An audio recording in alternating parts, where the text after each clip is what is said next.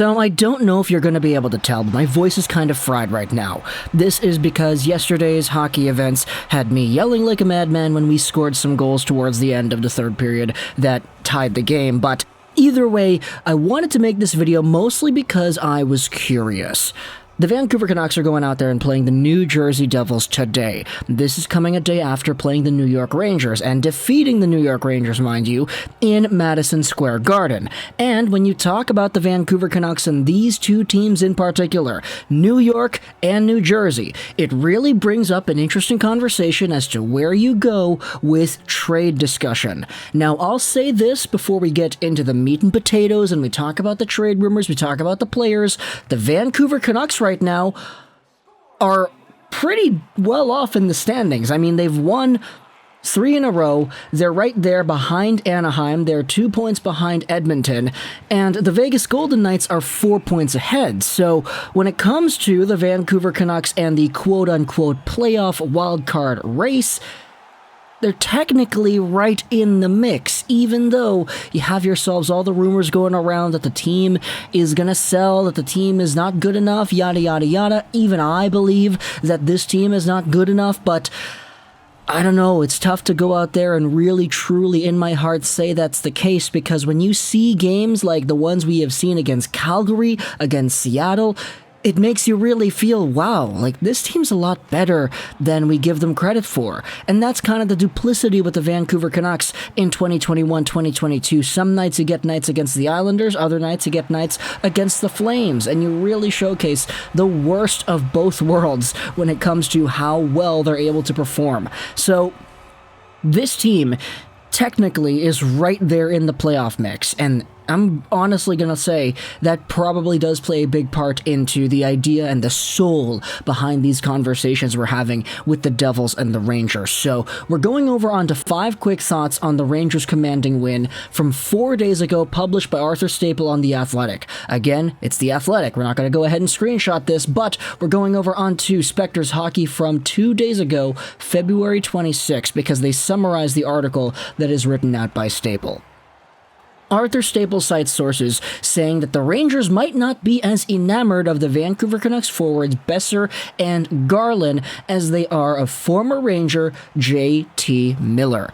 Now, when it comes to that J.T. Miller, we did see him yesterday have 2 assists in the game against the Rangers themselves. They likely went out there and had their guys looking at Miller and seeing what he was doing and just kind of analyzing his game, because of course, if the interest is as high as we are led to believe by the media, then they would have been all over all the tape, all this guy's shifts, even when he's not on the ice. When he's on the bench, they've probably got scouts looking at him. And he went out there and got 2 assists, so very good for him. Not only because of the trade idea, but because, you know, you just like to see Vancouver Canucks going out there and getting points. I want to see him get the mark of however many points he is on pace for. He's on pace for like 90-something points over the span of 82 games. That hasn't been attained by any Vancouver Canucks since the Sedins in 2011, so yeah, if JT Miller is able to go out there and score as many points as he can, do it now. But when it comes to the idea that the Rangers are not as intrigued in Boeser and Garland as well, that makes a little bit more sense to me. Because for JT Miller, he's a guy that plays primarily center and left wing as well, and Canucks fans, we know this, but Garland and Boeser play on the right. You take a look at the Rangers and their right side depth right now. They've got Lafreniere, they've got Hunt, they've got Gauthier, they've got Reeves. Now, the reputation for this Rangers team is that Lafreniere on the right side hasn't really worked out as well as you would have wanted it to, at least based off of what I had been seeing, because a lot of Rangers fans have been kind of harping on Lafreniere, especially when he plays on the right. But yesterday he scored a goal, so good for him. But otherwise, you have Capo Caco, who is supposed to be in the mix too. He's not available right now. He is currently injured.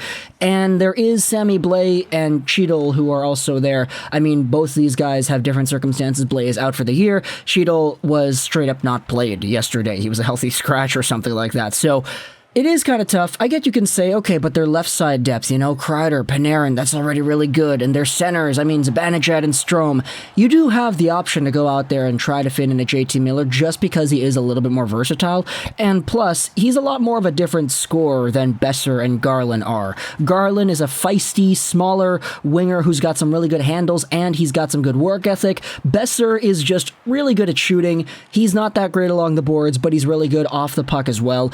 And then you have Miller, who is like jack of all trades. He can do it all. So for what the Rangers are looking for, they're looking for scoring help. They're also looking for a guy that can help them out in all assets of the lineup, a jack of all trades kind of player. It doesn't surprise me that JT Miller would be on their radar in the slightest a lot more than Boeser and Garland per se.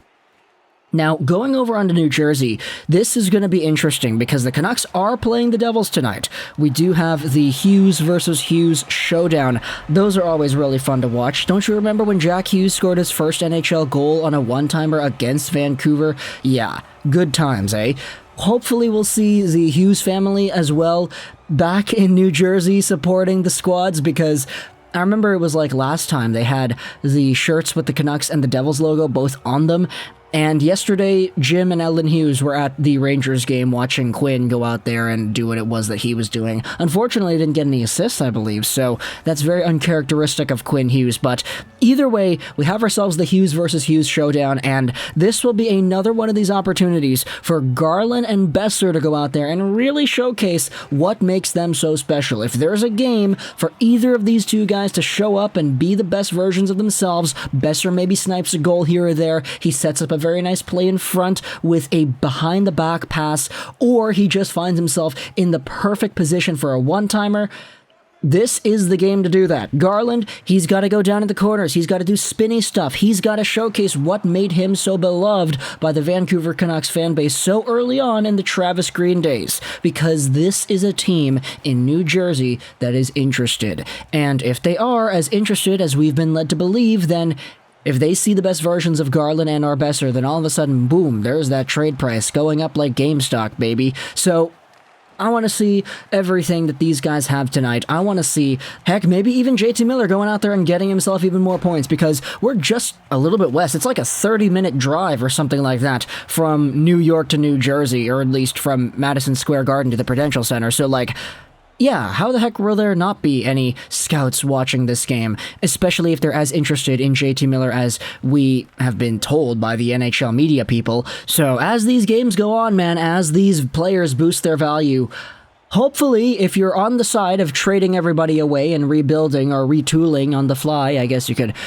say instead, hopefully all these points and these performances are good enough to boost the value and boost whatever return the Vancouver Canucks are able to get in a Miller or a Garland or a Boeser trade, because it's pretty difficult to gauge where exactly the Canucks should be right now, right? I'm still on the team. I don't believe they're going to be able to make the playoffs, or I don't believe they're going to be good enough to be in the playoffs, but when you see the game like Calgary, you see the game against New York, and you see the caliber of goaltending they have, it's a lot more difficult to try to believe, not even believe, but try to believe that they can be a playoff team. But I don't know. I guess we'll see.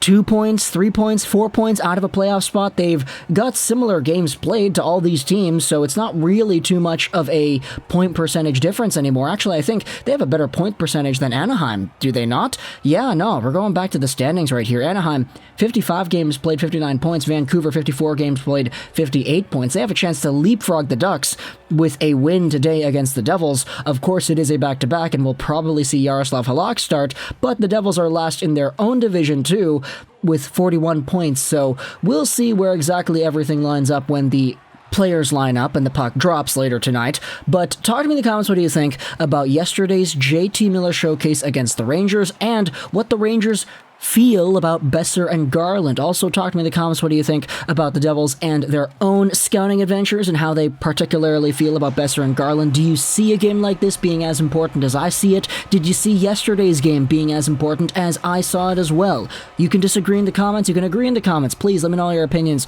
about this entire trade conversation here. Boeser, Miller, Garland, the Rangers, the Devils, Vancouver is involved in it all. What do you want to see in return if anybody gets traded? I hope you enjoyed this video,